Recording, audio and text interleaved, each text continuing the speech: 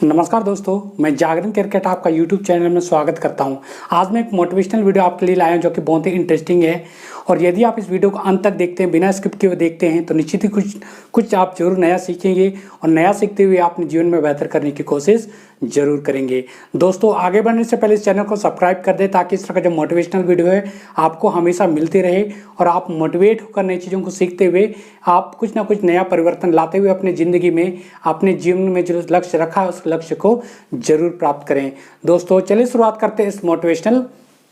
Video को। आज मैं उन विद्यार्थियों के बारे में कुछ टिप्स लेकर आया हूं जो एग्जाम की तैयारी कर रहे हैं या एक परीक्षा लिखने की कगार पर हैं। उन विद्यार्थियों के लिए मैं कुछ टिप्स और ट्रिक्स लेकर आया हूं। यदि उन टिप्स और ट्रिक्स को विद्यार्थी फॉलो करते हैं, अनुसरण करते हैं, तो निश्चित ही कुछ ना कुछ उनके जीवन में जरूर परिवर्तन होगा। और जो लोग एग्जाम लिख रहे हैं, जो विद्यार्थी एग्जाम की तैयारी कर रहे हैं या किसी भी प्रकार का एग्जाम की तैयारी कर रहे हैं, वो अपने जीवन में बेहतर करेंगे और अच्छा स्कोर करने की कोशिश जरूर करेंगे। उनका निश्चित ही कुछ ना कुछ जरूर फायदा होगा और उनका स्कोर अच्छा होगा। दोस्तों,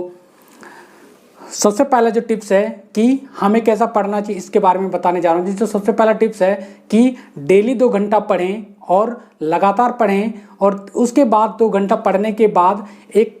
2 घंटे पढ़ने के बाद 30 मिनट का ब्रेक लें और फिर उस पढ़ाई में लग जाएं। दोस्तों, इससे क्या होगा कि आप जब पढ़ते हैं तो लगातार 2 घंटा पढ़ने के बाद 30 मिनट का ब्रेक लेते हैं तो आपका जो माइंड है दोबारा पढ़ने के लिए तैयार हो जाएगा और आप फिर से रिफ्रेश होकर करके अपने मन को, अपने जो मस्तिष्क को तरोताज़ा होकर के आप फिर से पढ़ने जब बैठते हैं तो आपको जो याद होने की शक्ति है फिर से इस्टेब्लिश हो जाती है, जिससे कि आपको ज़्यादा से ज़्यादा चीज़ें याद होना शुरू हो जाती है। इसलिए आप लगातार 2 घंटे लगातार पढ़ें और 2-2 घंटा पढ़ने के बाद बीच बीच में 30-30 मिनट का ब्रेक लेते हुए आप ऐसे ही कई 5 घंटा 6 घंटा पढ़ सकते हैं, लेकिन बीच में ब्रेक लेना बहुत ही आवश्यक है। इससे क्या होगा, जो आपका जो दिमाग है थोड़ा देर रेस्ट करेगा और दोबारा फिर जो मेमोरी है वो चीज़ों को एक्सेप्ट करने के लिए जो तैयार हो जाएगा, यानी स्वीकार करने के लिए तैयार हो जाएगा और आपको 30 मिनट ब्रेक लेने के बाद आप फिर से नई चीज़ों को याद कर सकते हैं। दोस्तों, इस तरह से आप पढ़ाई करते हो तो निश्चित ही आप अच्छा स्कोर कर सकते हैं, अच्छा मार्क्स ला सकते हैं। इसके बाद बात करते हैं दोस्तों अगला टिप्स कि पढ़ाई के दौरान आपके पास मोबाइल या अन्य कोई गैजेट ना हो या आप ना रखें। दोस्तों, पढ़ाई के दौरान गैजेट्स या कोई मोबाइल आपके पास यदि रहता है तो आपका जो ध्यान है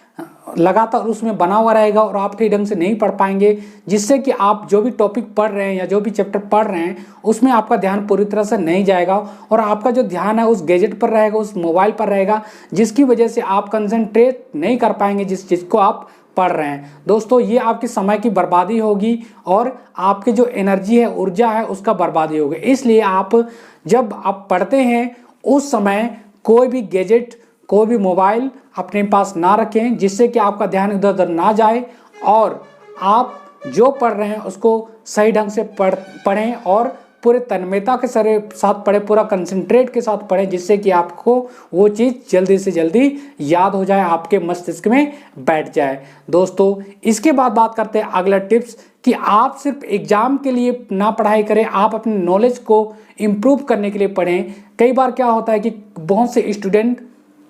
केवल एग्जाम को पास करने के लिए पढ़ते हैं कि किसी तरह मैं इस एग्जाम में पास हो जाऊं, इसलिए वह जी तोड़ मेहनत करते हैं उस समय एग्जाम के समय। लेकिन कई ऐसे भी विद्यार्थी होते हैं जो केवल एग्जाम के लिए ना पढ़ करके अपने ज्ञान को इम्प्रूव करने के लिए, बढ़ाने के लिए पढ़ते हैं और उनका जो नॉलेज का जो स्टैंडर्ड है एक समय बहुत ज़्यादा उच्च हो जाता है, यानी बहुत ज़्यादा ज्ञान उनमें आ जाता है। क्योंकि वे कभी एग्जाम के लिए प्रिपेयर नहीं करते हैं, वो अपने ज्ञान को बढ़ाने के लिए प्रिपेयर करते हैं। इसलिए आपकी भी कोशिश ये होनी चाहिए कि आप भी अपने जो पढ़ाई करते हैं वो केवल एग्जाम के लिए ना होकर के केवल उसको अपने ज्ञान को इम्प्रूव करने के लिए, नॉलेज को इम्प्रूव करने के लिए पढ़ाई करें। तो ऐसा करते हैं तो निश्चित ही आप नॉलेजेबल व्यक्ति कहलाएंगे और आप उस सब चीज़ों को कभी नहीं भूलेंगे, क्योंकि आप उस थोड़े समय के लिए आपने नहीं पढ़ा है, आपने उसको लगातार पढ़ा है, इसलिए आपका वो ज्ञान हमेशा बना हुआ रहेगा। दोस्तों, इसके बाद बात करते हैं अगला टिप्स कि आप पढ़ाई में थ्योरी से ज़्यादा प्रैक्टिकल पर जोर करें। दोस्तों,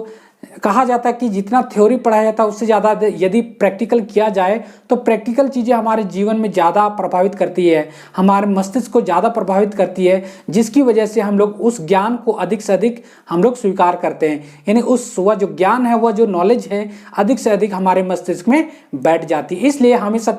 कोशिश करें कि थ्योरी से ज़्यादा प्रैक्टिकल नॉलेज को हासिल करने की कोशिश करना है। दोस्तों, यदि ऐसा करते हैं तो आप प्रत्येक चीज़ों को प्रैक्टिकली सोचते हैं और प्रत्येक चीज़ों को प्रैक्टिकली नॉलेज को गेन करने का, हासिल करने का प्रयास करते हैं, तो निश्चित ही आपका जो नॉलेज का पावर है, आपका जो ज्ञान का जो स्तर है, बहुत ही आगे चला जाएगा और बाकी लोगों से आप काफ़ी आगे चल जाओगे और बाकी लोग बहुत पीछे छूट जाएंगे। इसलिए आप हमेशा ध्यान देना, थ्योरी की जगह प्रैक्टिकल को ज़्यादा प्रेफरेंस देते हुए उस तरह से आपने आपको तैयार करना है। दोस्तों, इसके बाद बात करते हैं अगला टिप्स स्टूडेंट के लिए कि घर वालों से कहें, जब जहां आप पढ़ रहे हैं घर वालों से कहें कि वे आपके पास ना आए। इससे क्या होगा कि घर वाले आते हैं तो कुछ ना कुछ बात लेकर के आते हैं और आपका ध्यान जो है हमेशा भटकता है। इसलिए जहां आप पढ़ते हैं उनसे पहले ही कह दें कि आप बार बार वे आपके पास ना आए, जिससे कि आपका ध्यान ना भटके और आप कंटिन्यू 2 घंटा पढ़ सकते हैं। और पढ़ने के बाद जब 30 मिनट का जब गैप लेते हैं, जब ब्रेक लेते हैं, उस समय आप घर वालों से बात कर सकते हैं, कहीं घूम सकते हैं। तो ऐसा करने से आपका मस्तिष्क भी तरोताज़ा होगा। ये लेकिन फैक्ट ये है कि जब जहाँ आप पढ़ते हैं तो उस समय आपको कोई डिस्टर्ब करने वाला अन्य व्यक्ति आपके पास ना आए। दोस्तों, इस तरह यदि आप पढ़ते हैं